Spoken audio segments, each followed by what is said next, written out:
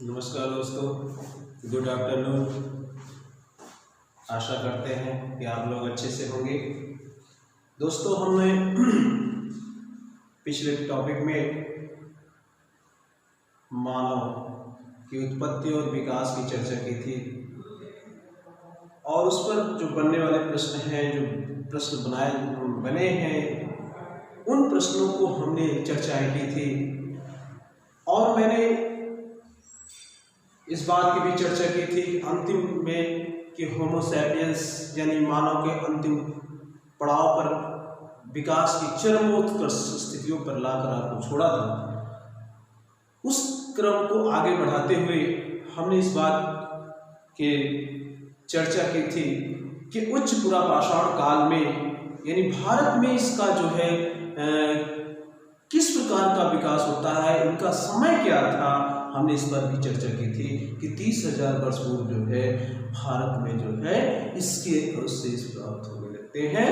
और सबसे बड़ी बात है कि यहीं से जो है आपका पाषाण काल की शुरुआत होती है। यानी पाषाण काल से कहने का मतलब है कि यहाँ पर जो है पाषाण का युग होता है। इस समय के जो मानव थे, जो पूर्ण रूप से खड़े होकर चलते थे, वो जंगलों में रहा करते थे या जो है गुफाओं में रहा करते थे। ये मानव जो सामने आते हैं वह एक समय होता है और वह समय होता है पाषाण काल। इस पाषाण काल में जो है लोग पत्थरों के औजारों का प्रयोग करते थे, लेकिन यहाँ पर पाषाण काल की जो है हम शुरुआत करने से पहले इसको प्रागैतिहासिक काल की चर्चा करते हैं। जो प्रागैतिहासिक काल के अंदर आता है वो साक्ष्य के आधार पर इसे हम 3 भागों में बांटते हैं।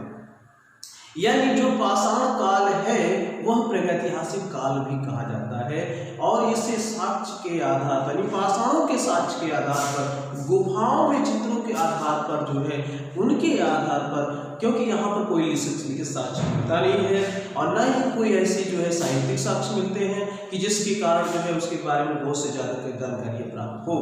लेकिन यहाँ पर पत्थरों के माध्यम से, पाषाणों के माध्यम से जो है हम इस पर चर्चाएं करेंगे।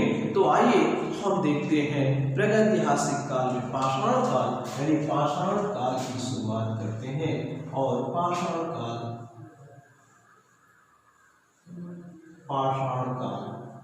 अब इस पाषाण काल को जो है हम साक्ष्य के आधार पर जो है 3 वर्गों में विभाजित करते हैं, 3 भागों में विभाजित करते हैं। इसे प्रागैतिहासिक काल भी कहते हैं। हम इसे अगर देखें तो प्रागैतिहासिक काल भी कहा जाता है। प्रागैतिहासिक काल भी कहा जाता है।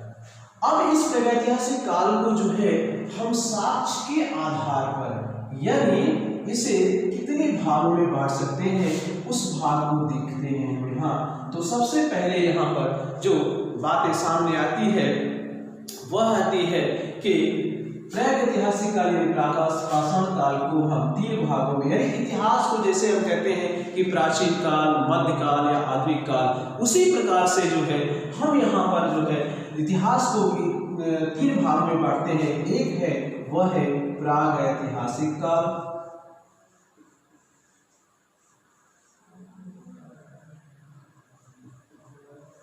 और दूसरा है आद्यैतिहासिक काल,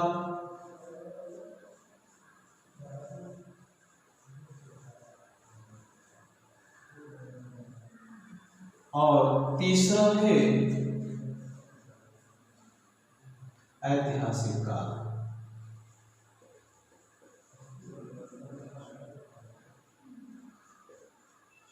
आइए देखते हैं हम प्रागैतिहासिक काल की क्या खासियत है, आद्यैतिहासिक काल क्या खासियत है और ऐतिहासिक काल की क्या खासियत है। प्रागैतिहासिक काल की खासियत यह है कि इस काल में कोई भी लिखित प्रमाण नहीं मिलते हैं और न ही कोई लिपियां मिलती है। यहाँ पर जो साक्ष्य प्राप्त होते हैं वो पाषाण से बने हुए औजारों के साक्ष्य प्राप्त होते हैं।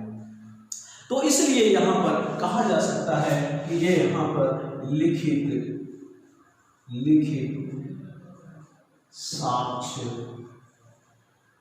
लिखित साक्ष्य नहीं,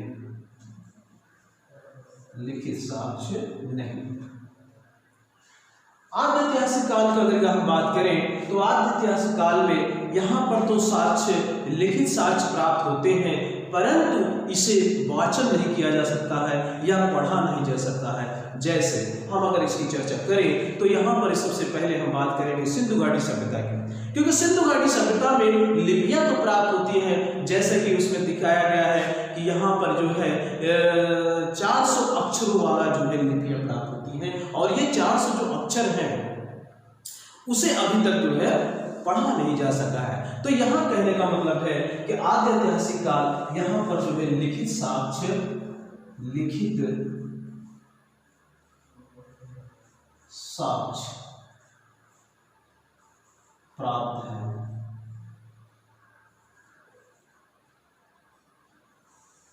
परंतु पढ़ा नहीं गया।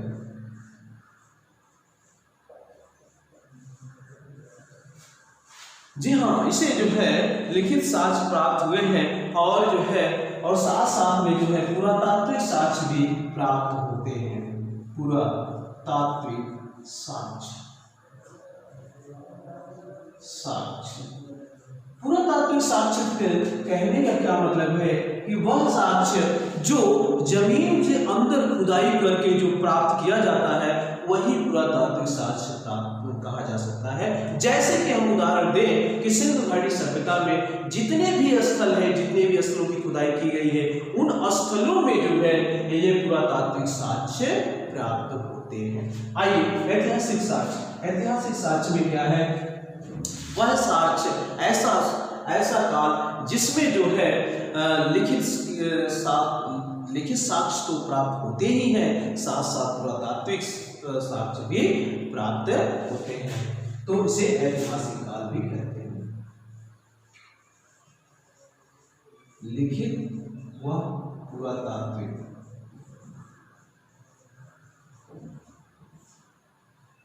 साक्ष्य, ठीक है। तो इस प्रकार से जो है प्रागैतिहासिक काल यानी पाषाण काल, या यूं कह लीजिए इतिहास को जो है हम 3 भागों में बांट दे रहे हैं, प्रागैतिहासिक काल, आद्य ऐतिहासिक काल और ऐतिहासिक काल। और उसमें जो है प्रागैतिहासिक काल को जो है हम अगर देखें तो यहाँ पर सर्वप्रथम हम देखेंगे तो सबसे पहले यहाँ पर हम चर्चा सबसे पहले करेंगे कि प्रागैतिहासिक काल क्या है। आइए देखते हैं प्रागैतिहासिक काल, इसकी सबसे पहले खोज किसने की थी और किसने जो है इसे प्रकाशित किया या किसने इसको जो है सामने लाया।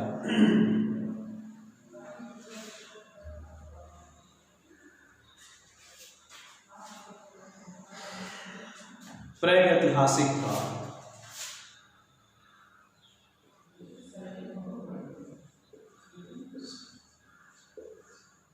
प्रागैतिहासिक काल सर्वप्रथम इसकी खोज किसने की थी? 1842 ईस्वी में। सर्वप्रथम इसकी खोज 1842 ईस्वी में डॉक्टर प्राइमरोज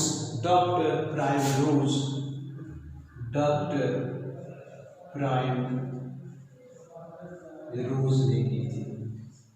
इन्हें जो है प्रागैतिहासिक काल का जनक भी कहा जाता है, इन्हें प्रागैतिहासिक काल का जनक भी कहा जाता है, यानी डॉक्टर प्राइमरोज को जो है प्रागैतिहासिक काल का जनक भी कहा जाता है। इनके द्वारा सर्वप्रथम कर्नाटक राज्य में, यानी कहाँ इन्होंने खोजा? कर्नाटक राज्य में,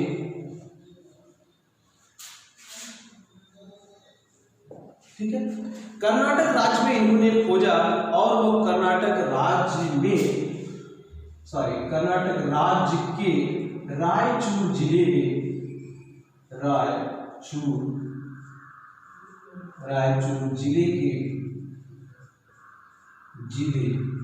के कौन सा स्थान है? लिंग सुदूर नामक स्थान पर, लिंग सुगुर नामक स्थान। यहां से इन्होंने सर्वप्रथम जो है क्या प्राप्त किया था, यहां से इन्होंने सर्वप्रथम पत्थर के औजार प्राप्त किए थे। और ये पत्थर के औजार जो है जिसमें छुरी है, पत्थरों के बने हुए तीर फलक हैं, यहां से इन्होंने क्या क्या प्राप्त किया, छुरी, तीर फलक। चलिए हमने देखा कि प्रागैतिहासिक काल का जनक किसे कहा जाता है, डॉक्टर प्राइमरोज। ये भारतीय विद्वान थे जिन्होंने जो है कर्नाटक राज्य से रायचूर जिले के सिंगूर नामक स्थान से जो है उत्खनन करवाया, या वहां से जो है इन पाषाणों को प्राप्त किया, और वह पाषाण से बने हुए जो क्या कहते हैं औजार थे, उस औजार में से छुरी, तीर फलक, यानी इसको जो है प्रागैतिहासिक काल का माना गया। सर्वप्रथम इसके बाद जो है 1863 ईस्वी में, 1863 ईस्वी में प्राइम रॉबर्ट ब्रुसफुट, रॉबर्ट 1863 ईस्वी में रॉबर्ट ब्रुसफुट जिन्होंने जो एक जो है क्या थे, जियोलॉजिकल सर्वे विभाग के जो रॉबर्ट ब्रुसफुट जो लॉजिकल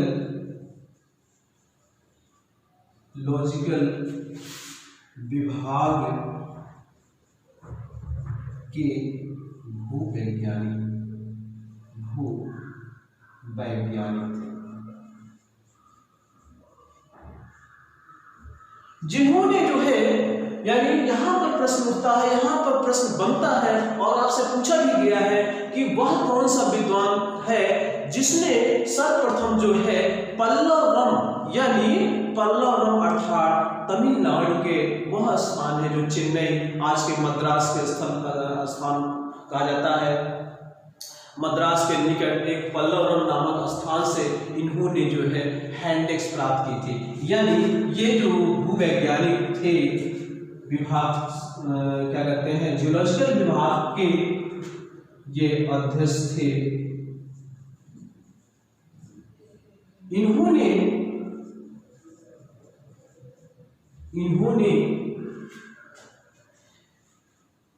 तमिलनाडु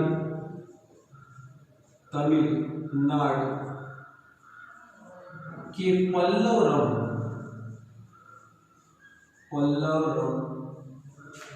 नामक स्थल से हैंडेक्स प्राप्त किया था। मोस्ट इंपॉर्टेंट आप लोग इसे अंडरलाइन करिएगा, हैंडेक्स अर्थात कुल्हाड़ी, हैंडेक्स अर्थात कुल्हाड़ी प्राप्त की थी, हैंडेक्स प्राप्त की थी। अब आप विश्वास नहीं करेंगे कि यहां पर जो है 3 प्रश्न बनते हैं। प्रश्न उठता है कि वह कौन सा विद्वान था जिसने जो है सबसे पहले हैंडेक्स प्राप्त की थी। एक दूसरा प्रश्न ये बनता है कि वह यानी रॉबर्ट ब्रुसफुट क्या थे, क्या वो भूलॉजिकल विभाग के अध्यक्ष थे, भूवैज्ञानिक थे, या जो है क्या कहते हैं एक विद्वान थे। तो इस प्रकार का जो है दूसरा प्रश्न यहाँ बनता है। तीसरा प्रश्न ये बनता है कि सर्वप्रथम जो है हैंडेक्स कब प्राप्त किया गया था, 1863 ईस्वी में। तो आगे हम इसी क्रम में चलते हैं। 1863 में जो है यानी रॉबर्ट ब्रुसफुट ने जो है क्या कहते हैं हैंडेक्स को प्राप्त किया था। चलिए ठीक है,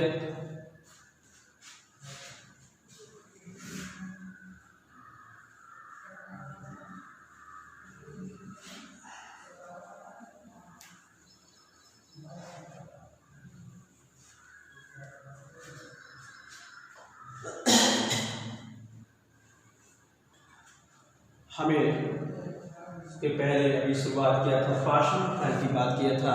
तो पाषाण काल को हम जो है आइए हम पुनः देखते हैं। अभी तक हमने देखा कि पाषाण काल यानी प्रागैतिहासिक काल को ही पाषाण काल कहा जाता है, उसको 3 भागों में बांटा गया। फिर प्रागैतिहासिक काल का जनक कौन था, इसको हमने चर्चा किया। सबसे पहले हेंड्रिक्स का प्राप्ति किया, इसको हमने चर्चा किया। अब आइए देखते हैं कि पाषाण काल को यानी प्रागैतिहासिक काल को जो है कितने भागों में विभाजित किया गया है। तो पाषाण काल को 3 भागों में विभाजित किया गया है। इसे हम 3 भागों में विभाजित कर सकते हैं। नंबर एक जो है पूरा पाषाण काल, नंबर 1 पूरा पाषाण काल, पूरा पाषाण काल। नंबर 2 मध्य पाषाण काल,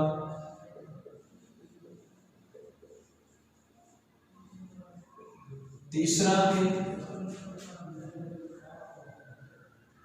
नवपाषाण काल, नवपाषाण काल।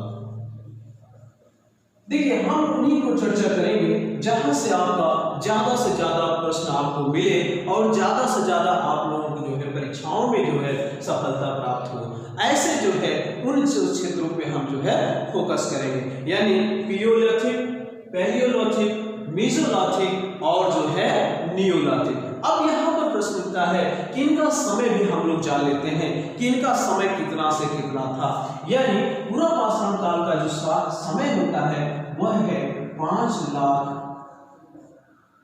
वर्ष से 10,000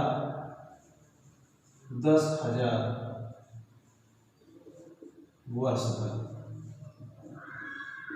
यानी कहने का मतलब है कि 5 लाख वर्ष यानी 4,90,000 वर्ष का जो इसका सबसे बड़ा कार्यकाल होता है, जब जो सबसे बड़ा समय होता है उस समय तक जो है आदि मानव का किस प्रकार का विकास होता है और सबसे बड़ा लंबा कार्यकाल जो होता है वह विकास जो है पूरा पाषाण काल का होता है।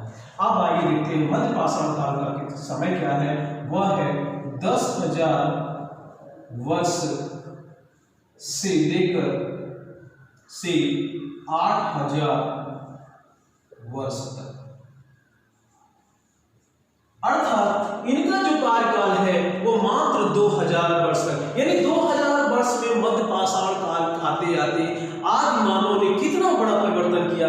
इसी क्रम में आप देखेंगे तो मध्य पाषाण काल में भी ये आकर जो है अग्नि का आविष्कार करते हैं। हमने अभी बताया था, इसके पहले बताया था कि जावा मानव की बात किया था जहां पर सर्वप्रथम अग्नि का आविष्कार इन्होंने किया था। तो ये वही समय है जहां पर उसने जो है अग्नि का आविष्कार किया गया था। तो आइए अब देखते हैं नवपाषाण काल का जो समय होता है वह 8,000 वर्ष से लेकर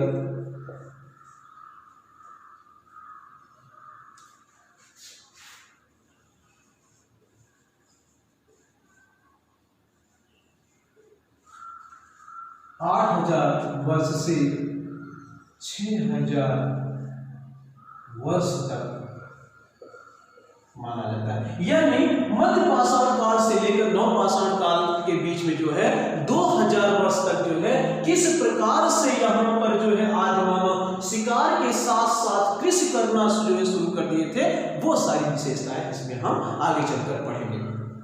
तो इस प्रकार से जो है हम अपनी सुविधाओं के लिए या आपकी सुविधाओं से जो है यहाँ से कुछ प्रश्न और करते हैं कि पूरा पाषाण काल को भी पुनः 3 भागों में विभाजित किया गया है और यह आप देखेंगे कि इनसे जो है किस प्रकार से जो है प्रश्न बनेंगे, उस पर भी हम चर्चा करेंगे। आइए यहाँ पर देखते हैं कि निम्न पूरा पाषाण काल, निम्न पूरा पाषाण काल, ठीक है। दूसरा है मध्य पूरा पाषाण काल, दूसरा है मध्य पूरा पाषाण काल, पाषाण काल, और तीसरा आपका है वह है उच्च पूरा पाषाण काल, उच्च पूरा पाषाण काल। दोस्तों यहाँ पर हमने देखा कि हमने क्योंकि मानव की उत्पत्ति और विकास की जब हमने चर्चा की थी, वहां अंतिम में हमने उच्च पुरापाषाण काल की चर्चा की थी। तो उच्च पुरापाषाण काल का जो समय होता है वह 30,000 वर्ष की चर्चा हमने किया था। और यहाँ पर हम आपको दिखाएंगे कि वह जो है समय, यानी ये जो पुरापाषाण काल है, उस पुरापाषाण काल का जो समय आता है, यानी उसको जो 3 भागों में बांटते हैं, तो फिर उसका समय कहां से कहां तक पहुंचता है। तो उसका जो समय है वह है 5 लाख वर्ष से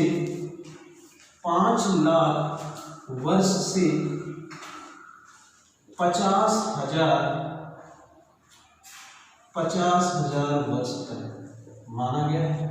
वहीं पर जो है मध्य पुरापाषाण काल 50,000 से लेकर जो है आप यहां पर देखेंगे 40,000 यानी 40,000 वर्ष तक इनका समय आता है। ठीक है, वहीं पर आप देखेंगे उच्च पुरापाषाण काल का जो समय आता है वह 40,000 से लेकर जो है 10,000 वर्ष तक आता है। अर्थात आप पहुंचते कहां पर हैं, आप पहुंच जाते हैं वहीं पर, यानी 5 लाख से, यानी पुरापाषाण काल का जो अंतिम समय आता है 10,000 वर्ष तक की बात किया जाता है, यानी 10,000 तक, यानी 5 लाख से 10,000 तक जो है आप इसके बीच में आते हैं। तो यहाँ पर जो पुरापाषाण काल जो समय आता है वह कार्यकाल जो है 10,000 वर्ष तक आ जाता है। यानी उच्च पुरापाषाण काल की हमने जो चर्चा की थी 30,000 वर्ष पूर्व की बात की थी, तो वह 30,000 वर्ष पूर्व जो है, यानी भारत में जो है उच्च पुरापाषाण काल में, यानी उच्च पुरापाषाण काल या यूं कह लीजिए पुरापाषाण काल का जो समय होता है उसमें आदि मानव जो है सीधे जो है गुफाओं में या गुफाओं में रहते थे, साथ साथ जो है पेड़ों पर रहा करते थे, वहां पर अपना जो है निवास बनाकर जो है रहा करते थे। साथ में जो है वो यहीं पर जो है, यानी उच्च पुरापाषाण काल में आते आते उनमें बहुत से ऐसे परिवर्तन आए, जैसे यहाँ पर अस्थि निर्मित मूर्तियां भी प्राप्त होती है, जैसे बेलन घाटी की भी चर्चा करेंगे, बाद में चर्चा करेंगे, अभी आपको बताते हैं। लेकिन वहीं पर भीमबेटका की भी चर्चा करेंगे। यहाँ पर चाहे उच्च पुरापाषाण काल में यहाँ पर अस्थि निर्मित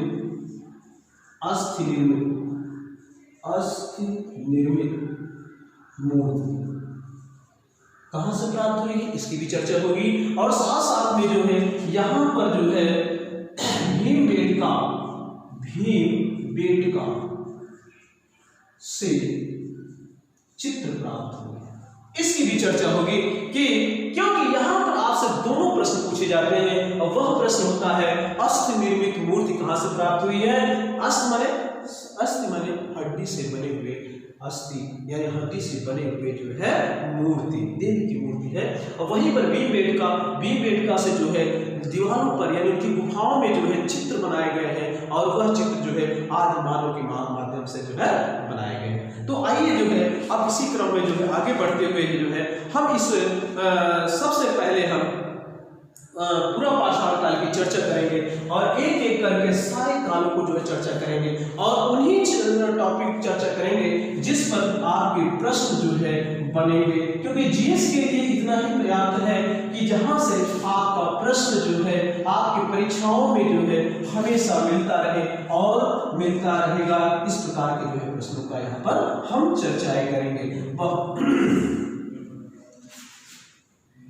आइए देखते हैं पुरापाषाण काल। अब पुरापाषाण काल को हमने जब यहाँ पर देखा, इसको हमने देखा था 3 भागों में विभाजित किया था। अब इन 3 भागों में जो हमने विभाजित किया है उसमें क्या क्या खासियत है उसकी थोड़ी सी चर्चा हम करते चले। यहाँ पर निम्न पुरापाषाण काल, निम्न पुरापाषाण काल,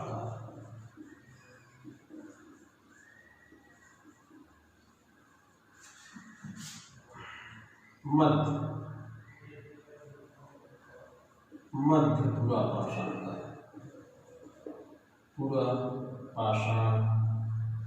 काल, ठीक है। उसके बाद उच्च पुरापाषाण। दोस्तों एक बात समझ लेने की बात है, अगर एक बार आप समझ गए तो फिर आपके लिए कहीं भी भटकने की जरूरत नहीं है और न ही कहीं से इस प्रकार के क्वेश्चन आपके जो है मिस होंगे। जैसे कि हमने इसके समय तो हमने बताया, लेकिन अब यहाँ खास बात क्या है, खास इसमें क्या परिवर्तन, क्या क्या समय यहाँ पर मिलता है, उस चीज की हम यहाँ पर चर्चा करेंगे कि यहाँ पर कौन से उपकरण मिलते हैं। यहाँ पर उपकरण क्या है, यानी निम्न पुरापाषाण काल में कौन सा उपकरण मिलता है, मध्य पुरापाषाण काल में कौन सा उपकरण मिलता है, उसकी हम यहाँ सा थोड़ा सा छोटा सा पॉइंट लेकर जो है हम यहाँ पर चर्चा थोड़ा सा करेंगे। तो यहाँ पर जो सबसे बड़ी चीज है कि यहाँ पर क्वार्टजाइट पत्थर, यानी यहाँ पर जो पत्थर प्राप्त होते हैं किस पत्थर के बने हुए थे, औजार बने होते थे, वो जो पत्थर थे इसको कहते थे क्वार्टजाइट। क्वार्टजाइट पत्थर है, औजार कौन से हैं, जी हाँ, औजार कौन कौन से थे, वो थे क्लीवर है, कोर है, क्लीवर है, और क्या मिलता है, क्लीवर है, कोर मिलता है, चापर, चापी, ठीक है दोस्तों। इसको विशेष ध्यान रखिएगा कि निम्न पुरापाषाण काल में कौन से उपकरण, कौन से पत्थर प्राप्त होते थे, वह पत्थर क्या था, क्वार्टजाइट पत्थर। इन पत्थरों के बने हुए कौन से औजार थे, इनके बने हुए औजार थे क्लीवर थे और क्या थे, कोर है, चापी आदि ऐसे पत्थरों के जो है औजार बनाए गए थे। उसके बाद जो है अगले यानी मध्य पुरापाषाण काल में देखेंगे कि यहाँ पर जो है आपको क्या कहते हैं, यहाँ पर सबसे बड़ी चीज है कि जो क्वार्टजाइट थे, जो क्वार्टजाइट के पत्थर थे, यानी आपके निम्न पुरापाषाण काल में जो उपकरण में जो पत्थर थे वही पत्थर यहाँ भी प्राप्त होते हैं और वह पत्थर था क्वार्टजाइट पत्थर ही प्राप्त होते हैं। अब इनके माध्यम से इस यानी निम्न पुरापाषाण से मध्य पुरापाषाण में क्या परिवर्तन होता है, वह परिवर्तन होता है खुरचनी है, तक्षणी है, यानी इनके बने हुए औजार क्या थे, खुरचनी क्या है, खुरचनी है, तक्षणी है, ठीक है, खुरचनी है, तक्षणी है और क्या है, ब्यूरिन है, बिदारणी है, ब्यूरिन, ये ठीक है।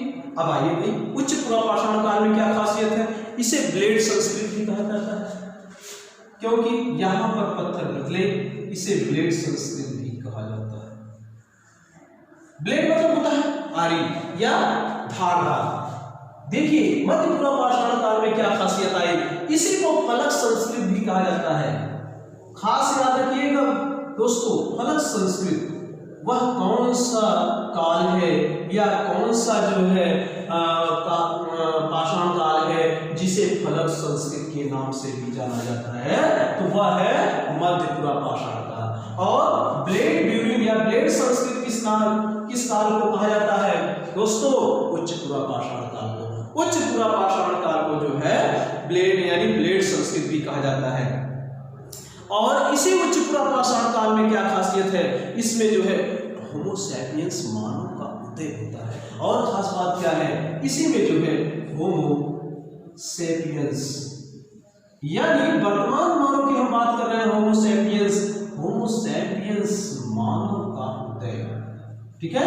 होमो सैपियंस मानव का जो उदय होता है वह जो है उसी यानी उच्च पुरापाषाण काल में जो है हो जाता है, जिसकी हमने इसके पूर्व जो है थोड़ा सा चर्चा यहाँ किया था। और इसकी और खास बात क्या है, उच्च पुरापाषाण काल में यहीं पर जो है चित्रकारी और जो है का उल्लेख मिलता है, जिसका हमने अभी चर्चा किया था, और वह था जो है कहाँ पर, भीमबेटका में। और खास बात क्या थी, यहाँ हमने बेलन नदी घाटी की भी चर्चा की थी, जिसमें जो है मातृ देवी की मूर्ति प्राप्त होती है। यहाँ पर जो है चित्र कहाँ से प्राप्त हुए, भीमबेटका क्या है, गुफा है, भीमबेटका गुफा से चित्र प्राप्त होते हैं। और क्या खास बात है कि चित्र के साथ साथ मातृ देवी की मूर्ति, ये कहां से, ये प्राप्त हुए हैं बेलन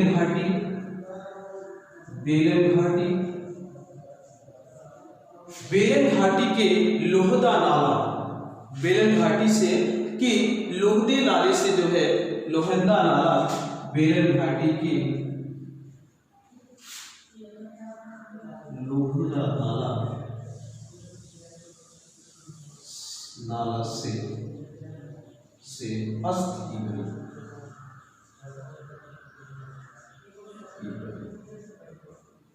यानी अस्त की बनी हुई मूर्ति जो है, यानी मातृ देवी की जो मूर्ति प्राप्त होती है वो कहां से प्राप्त होती है, बेलन घाटी के लोहंदा नाला से। ठीक है, दूसरी चीज है कि यहाँ पर होमो सेपियंस मानव का उदय होता है। तीसरी बात यह है कि यहाँ चित्र प्राप्त हुए हैं, वो भी कहां से प्राप्त हुए हैं, भीमबेटका। यानी इनमें देखिए, अब यहाँ पर जो औजारों की बात हम करते हैं कि यहाँ पर जो औजार क्लीवर, कोर, चाबी प्राप्त हुए, यहाँ पर जो औजार प्राप्त हुए कुर्चनी, दक्षिणी, ब्यूरिनी या फलक, इसे फलक संस्कृत क्यों कहा जाता है, क्योंकि देखिए यहाँ पर जो औजार थे वो बड़े हुए थे, डग्गर, बड़े बड़े डग्गर थे, लेकिन यहाँ पर इस डग्गर को जो है ऊपर के छिलके को जो है निकाल दिया गया, यानी यहाँ पर जब छिलके निकाले गए तो इसमें जो है नुकीला भाग आया, यानी इस तरह से जो है तीक्ष्ण के रूप में जो है सामने आता है और ये इसकी आकृति बन जाती है। इसीलिए क्योंकि इस फलक को हमने बाहर कर दिया है, इसीलिए इसको फलक संस्कृत कहा जाता है। सारी परीक्षाओं में जितनी भी परीक्षाएं हो रही है, जितनी भी ऑब्जेक्टिव परीक्षाएं चल रही हैं, चाहे वो बैंक, रेलवे जो भी हो, अधीनस्थ की हो, पीसीएस की हो, सभी लोक सेवाएं की हो, जितनी भी परीक्षाएं हैं सारी परीक्षाओं में आप इस प्रकार के प्रश्न पाएंगे। यानी फलक संस्कृत की जो कहा जाता है मध्यपुरा पाषाण काल। होमो सेपियंस का उदय कहाँ होता है, उच्चपुरा पाषाण काल में। चित्र यानी भीमबेटका से जो चित्र प्राप्त होते हैं वो किस संस्कृत में, यानी उच्चपुरा पाषाण काल। इस उच्चपुरा पाषाण काल को कहा क्या जाता है, ब्लेड संस्कृत। ठीक है, मातृ देवी की मूर्ति जो अस्त की बनी हुई है वो कहां से प्राप्त होती है, बेलन घाटी के लोहेंदा से। ठीक है दोस्तों, इसकी जो है जो खास विशेषताएं थी, हमने जो है हैंडेक्स संस्कृत की बात की थी कि रॉबर्ट वुडफोर्ड ने सर्वप्रथम जो है 1863 में जो है इसे प्राप्त किया था, और यह जो है चापर संस्कृत भी इसको कहा जाता है। हैंडेक्स संस्कृत सबसे पहले दक्षिण भारत में ही प्राप्त होती है, जिसकी हमने चर्चा की। फिर उसके बाद जो है यहाँ पर हम जो है और भी जो है चर्चाएं यहाँ पर करेंगे। आइए हम सबसे पहले देखते हैं उच्चपुरा पाषाण काल में और भी क्या परिवर्तन होते हैं। यहाँ पर जो है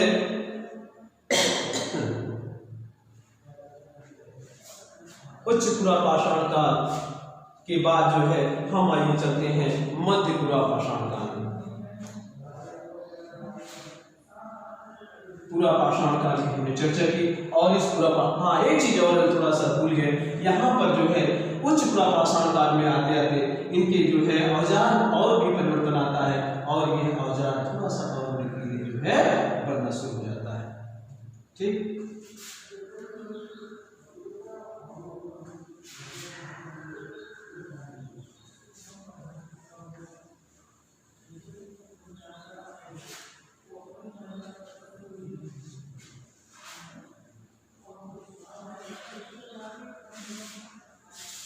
दोस्तों जितने भी प्रश्न यहाँ पर बनते हैं, जहाँ से बनते हैं, उन प्रश्नों को जो है हम चर्चा करते चलेंगे और आपको जो है इस पर बताते चलेंगे कहाँ से कौन सा जो है प्रश्न किस पर जो है बना है और कौन सा प्रश्न जो है आता है। तो आइए हम सर्वप्रथम चलते हैं उच्चपुरा पाषाण काल में, जहाँ पर जो है इस परिवर्तन इसमें जो है परिवर्तन जो आता है, यानी तापमान में जो परिवर्तन आता है।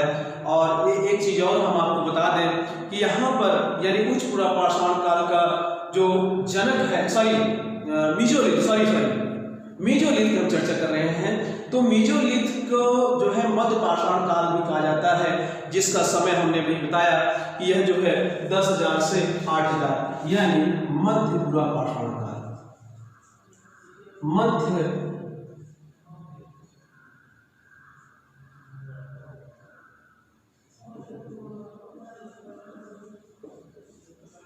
मध्य पुरापाषाण काल,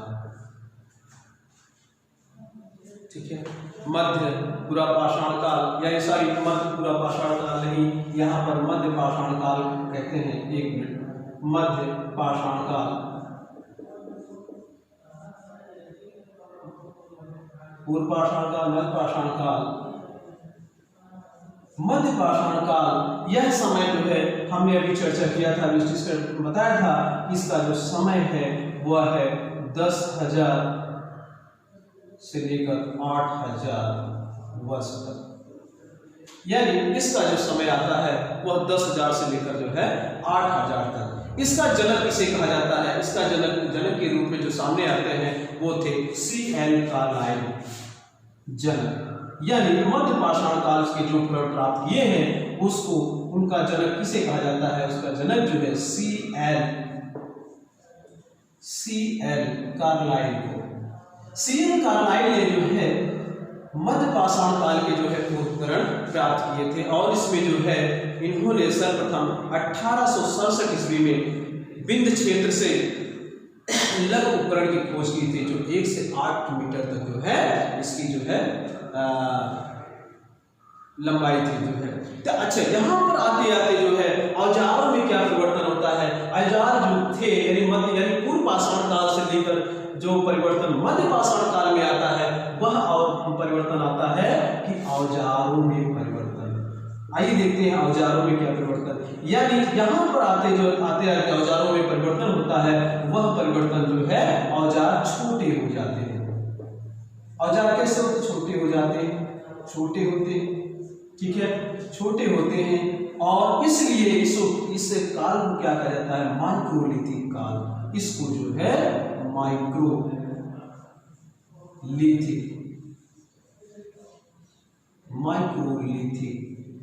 काल भी कहा जाता है। प्रश्न यहाँ पूछा जाता है कि माइक्रोलिथिक काल किसे कहा जाता है, यानी किस काल को कहा जाता है? तो माइक्रोलिथिक मध्य पाषाण काल को कहा जाता है। क्यों कहा जाता है? माइक्रो मीन्स छोटा होता है, यानी पूरा पाषाण यानी पूर्व पाषाण काल में जो है जहां पर औजार बड़े बड़े हुआ करते थे और उनको जो है कोई भी मानव जो है उठाकर फेंकने में, दूर तक फेंकने में जो है असमर्थ हुआ करता था, यानी दूर से हिंसक जानवर जो आया करते थे उन्हें जो है मार दिया करते थे। तो ऐसे में उन्हें ज्ञान होता है कि हम जो है अगर औजारों को जो है छोटा बनाते हैं तो उसे जो है फेंक कर दूरी तक मार किया जा सकता है। तो ऐसे में जो है यहाँ पर इनके जो औजार जहाँ बड़े बड़े डगर हुआ करते थे वहां पर इनके औजार जो है छोटे हो गए, और इस प्रकार से औजार, इसीलिए जो है इनको जो है माइक्रोलिथिक काल भी जो है कहा जाता है। यानी इसकी सबसे पहले खोज किसने की थी? C.L. कार्लाइल ने। C.L. कार्लाइल ने जो है सबसे पहले यहाँ पर इस चीज को सामने लाया। अच्छा, यहीं पर जो है एक खास बात और है कि यहाँ पर जो पशुपालन यानी पशुपालन और आग की शुरुआत मध्य पाषाण काल में जो है, और खास बात क्या थी? मध्य पाषाण काल में जो है पशुपालन की शुरुआत होती है।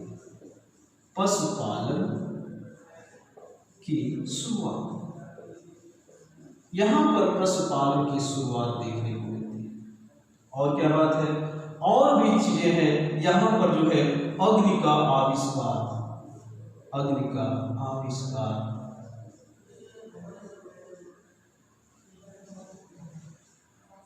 हालांकि इसके विषय में जो भी यहाँ पर आज मानव के द्वारा सामने आता है, अग्नि का आविष्कार कैसे होता है देखते हैं। कि आज मानव जो है जब अपने औजार बना रहे थे उस समय जो है पत्थरों के रगड़ से जो है जब चिंगारी गिरती है और कुछ जो है वहां पर जलता हुआ कुछ दिखाई देने लगता है, तो उनको ये लगता है कि यहाँ पर जो है कुछ ऐसे गर्म चीजें हैं जो हमारे जो है शरीर को गर्म कर सकती हैं, या हमारे द्वारा शिकार किए गए पशुओं को या शिकार किए गए जंतुओं को जो है पकाकर खाने में जो है किया जा सकता है। तो यहाँ पर सबसे पहले वह किस काल में मिलता है? वह मध्य पाषाण काल में। मध्य पाषाण काल का जो स्थल है, हम थोड़ा सा उसका भी नाम यहाँ पर लें, वह कौन कौन सा स्थल है जहाँ पर जो है ऐसी चीजें प्राप्त हुई हैं? वह स्थल है लग्नास, नोट करेंगे, नोट करते चलेंगे, नग्नास, लग्नास, और कौन सा है? बागोर यानी लग्नास है कहाँ पर, लग्नास इस स्थल का नाम लिख लीजिए, 1 मिनट, स्थल, क्योंकि ये प्रश्न पूछा जाता है कि ये अग्नि का आविष्कार कहाँ हुआ या पशुपालन का आविष्कार कहाँ कहाँ हुआ है, पशुपालन कहाँ से हुआ है। तो सबसे पहले हम ये यानी पशुपालन स्थल का सबसे पहले हम उन स्थलों को नाम लिखेंगे। सबसे उनको देखते हैं कि ये है नंबर 1 गुजरात। गुजरात का कौन सा स्थान है, वह स्थान है जहां से खोज किया गया या जहां से खोज करके प्राप्त किया गया कि वह यानी गुजरात में लग्नास नामक में सर्वप्रथम जो है पशुपालन का जो है साक्ष्य प्राप्त होता है। वहीं पर राजस्थान में, वहीं पर अगर देखें तो राजस्थान में बागोर, राजस्थान में बागोर, ठीक है। वहीं पर अगर देखें तो मध्य प्रदेश में आदमगढ़, मध्य प्रदेश में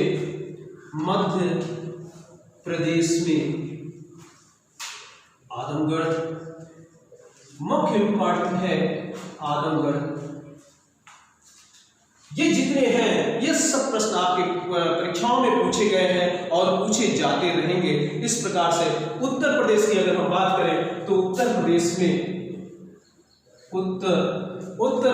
अगर हम बात करें तो वहां पर जो है विंध्याचल, प्रतापगढ़,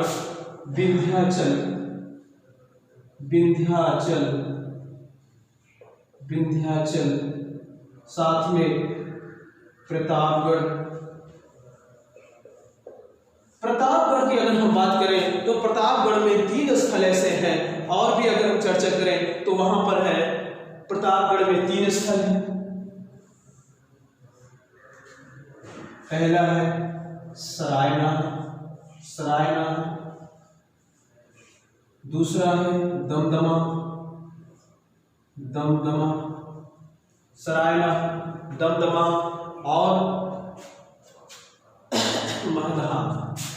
ये 3 स्थल हैं जहां से जो है आपके जो ये प्राप्त होते हैं क्या कहते हैं, यानी क्या कहते हैं पशुपालन के साक्ष्य प्राप्त होते हैं। यानी पशुपालन की जो शुरुआत होती है, पशुपालन के जो साक्ष्य प्राप्त होते हैं वह गुजरात के लग्नान में से, राजस्थान के बागोर और मध्य प्रदेश के आदमगढ़ और उत्तर प्रदेश के विंध्याचल, उसके बाद जो है विंध्याचल के बाद लिखैया है, मोहना पहाड़ है, आज अनेक बहंगीपुर है आदि।